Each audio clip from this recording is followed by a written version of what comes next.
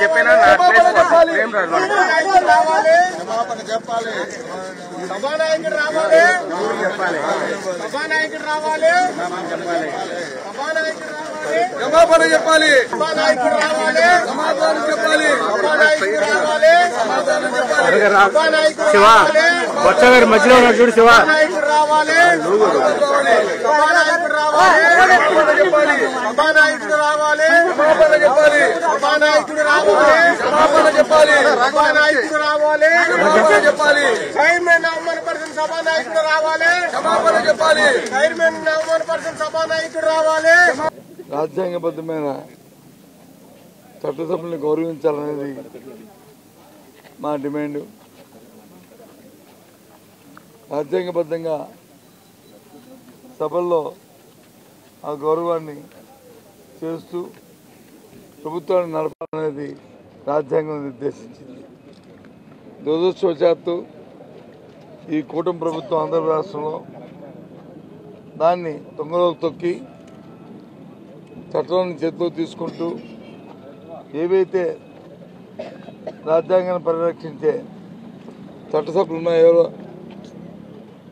శాసనసభ కానీ శాసన మండలి కానీ వాటిని తాలూకు ఉద్దేశాన్నే తొంగలో తొక్కి ఇష్టారాజ్యంగా ప్రవర్తిస్తున్న నేపథ్యం.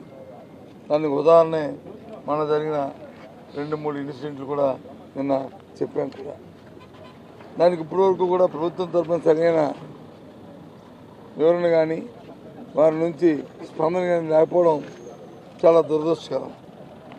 ఇటువంటి పరిణామాలు స్వాతంత్రం వచ్చిన తర్వాత ఎప్పుడు కూడా పరిణామాలు జరగలే.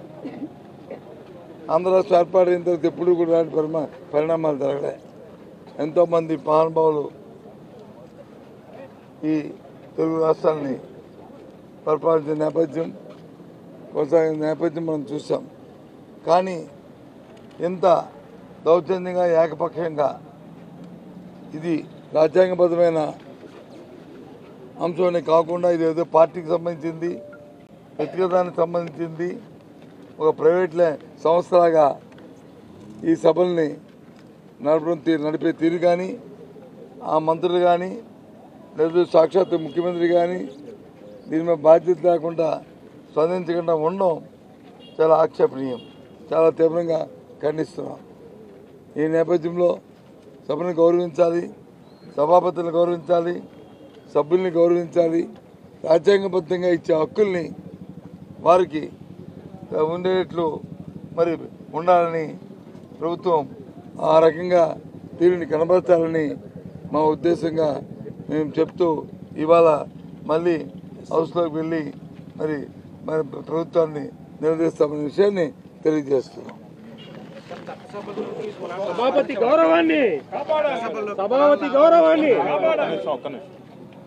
చట్టసభల్లోకి మా ఉద్దేశం అదే, సమసమానత్వం ఉండాలి. బాబాసాహెబ్ అంబేద్కర్ ఏదైతే తలచారో, ఏదైతే అన్నారో అది జరగాలని అని కోరుకున్న వ్యక్తులం మేము. ఆ చైర్లో కూర్చున్న వాళ్ళకి కులాలు ఆపాదించకూడదు. కానీ ఉద్దేశాన్ని ఆ రకంగా చూపెడుతున్న నేపథ్యంలో తప్పని పరిస్థితుల్లో ఆ అంశాన్ని మేము దాన్ని ఫ్లాగ్ చేయవలసి వస్తుంది, దాన్ని గుర్తించవలసి వస్తుంది. కాబట్టి దయచేసి అలాంటి ఆలోచనలు రానికంట అధికారులు ఉన్న పెద్దలు ప్రభుత్వం చేయాలి. ఇంకా సున్నితమైన అంశాన్ని ఇంకా సున్నితంగా తీసుకోవాలి. ఉదాహరణకి మనం చూసాం మా సభలో జరగలేదు కానీ శాసనసభలో జరిగింది. ఒక సభ్యుడు నందమూరి బాలకృష్ణ అనే